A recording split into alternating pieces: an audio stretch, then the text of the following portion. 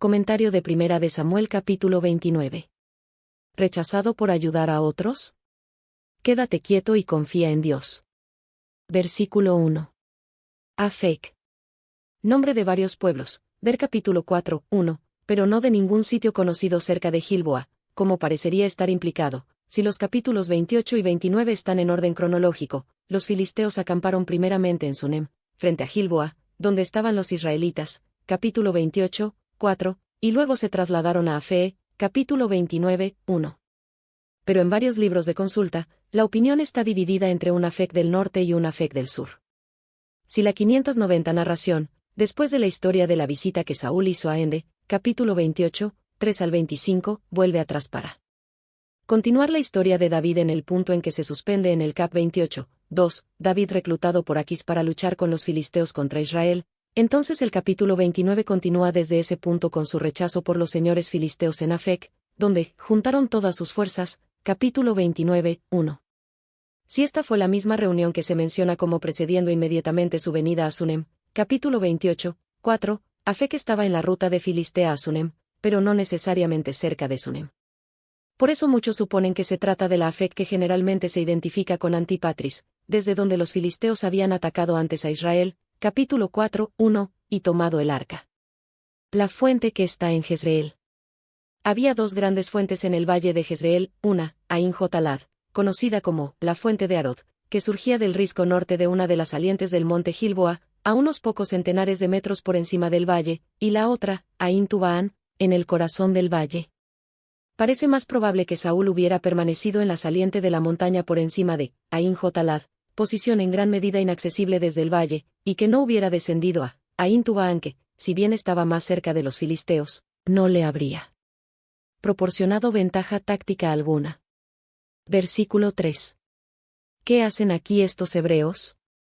Tal pregunta debe haber sido para David como un reproche aplastante.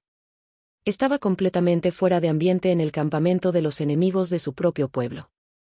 En primer lugar, no debería haber buscado refugio entre los filisteos. Había dado ese paso sin buscar la dirección divina. Ahora, al aproximarse la crisis, David se vio en un gran aprieto. Pronto debería decidir qué haría cuando se luchara. No deseaba emplear sus armas contra sus hermanos. No he hallado falta. ¿Qué contraste debe haber habido entre la expresión de confianza de Aquis en la habilidad e integridad de David, y la estimación que éste tenía de sí mismo al recapacitar en su duplicidad y fraude? Dios se compadece de los que están en perplejidad y angustia. Con ternura les abre una vía de escape para que no queden abandonados completamente a las consecuencias de su conducta. Misericordiosamente cambia los necios errores en peldaños para el éxito. Los que estén dispuestos a aceptar la dirección divina con toda humildad, recibirán liberación proveniente de fuentes inesperadas en formas imprevistas, y en las horas más oscuras de su experiencia. Cuando esos príncipes filisteos demandaron que David fuera expulsado del campamento, Dios obraba así su liberación. Versículo 4. Despide a este hombre. La palabra, no se halla en el hebreo. Los príncipes fueron respetuosos con Aquis al referirse a su colaborador, pero la fraseología indica que estaban muy resentidos por la presencia de David. 6. Vive Jehová. Tratándose de un rey pagano, esta es una declaración notable. Algunos han sugerido que Aquis puede haber sido atraído a la religión de los hebreos por su relación con David, así como Nabucodonosor fue inducido a ensalzar al Rey del Cielo, por la influencia de Daniel y sus compañeros, Daniel 4, 37. Otros solo ven en el juramento un equivalente de lo que Aquis dijo realmente. No se puede negar que David, por su comportamiento, impresionó profundamente a Aquis. 3 veces el rey llamó la atención a la rectitud de la vida de David, Primera de Samuel 29. 3, 6 y 9, comparándolo en un caso nada menos que con un ángel de Dios, Primera de Samuel 29, 9. Versículo 8. ¿Qué he hecho? David quedó emocionado por el súbito cambio de los acontecimientos que lo liberó de su dilema. Sin embargo, a fin de no traicionar sus sentimientos, dirigió esta evasiva pregunta al rey como si hubiera querido dar la impresión de que había sido agraviado por esa ruda despedida. Ver Patriarcas y Profetas página 747. En un momento de desánimo, y no sabiendo qué camino tomar, David había dado pasos que lo pusieron en un dilema del que le resultaba completamente imposible escapar sin ayuda externa. Si desertaba de Aquis y luchaba contra los filisteos, iba a demostrar que era verdadera la acusación de los príncipes filisteos. Si luchaba contra Israel, lucharía contra el ungido del Señor y así ayudaría a los extranjeros para que dominaran su tierra natal. Ver Patriarcas y Profetas, página 746. Cuán misericordioso fue el Señor al tizar la mala voluntad y el rencor de los filisteos para abrir la puerta, a fin de que David se liberara de la ignominia en que iba a caer cualquiera fuera el insultado de la lucha. David se dio cuenta de cuánto mejor habría sido si hubiese permanecido en Judá. Si no hubiese sido porque por encima de todas las cosas deseaba ser leal a Dios, el Señor no podría haberlo liberado.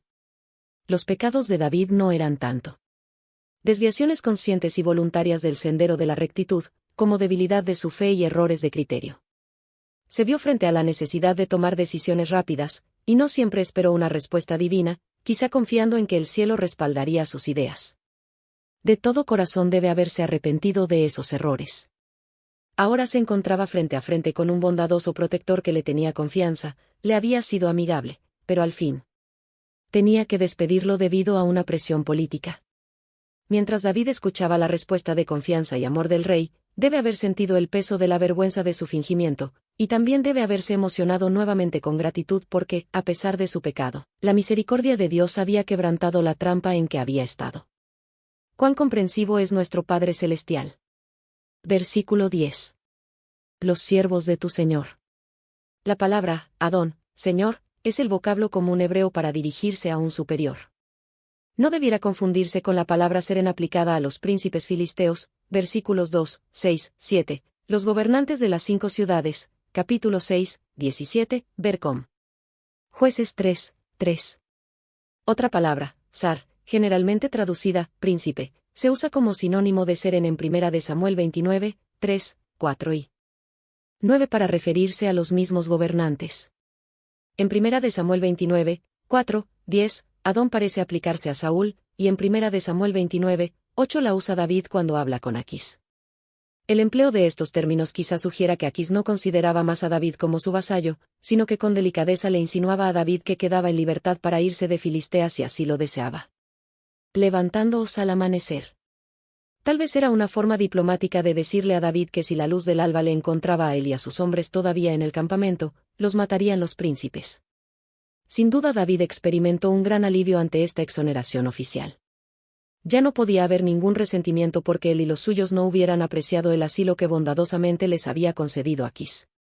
Al ir hacia los suyos, sin duda David alabó a Dios por la protección y liberación divinas. El relato de este capítulo ilustra la forma en que Dios procede para salvar a sus hijos. Procura persuadirlos a que acepten los caminos del cielo, y sin embargo los deja en libertad de rechazarlos si así lo desean. Es así no solo en la decisión principal de servir a Dios, sino en todas las decisiones, grandes y pequeñas, que se ve obligado a tomar el que procura vivir en armonía con los principios divinos. Es inevitable que habrá errores, y las pruebas consiguientes se convierten en evidencias que revelan el error de criterio.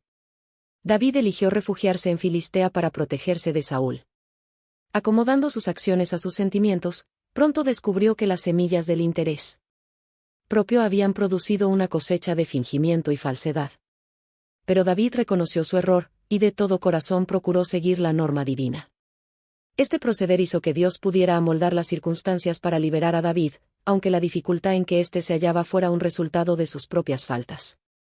Comentario bíblico adventista del libro 1 de Samuel capítulo 29.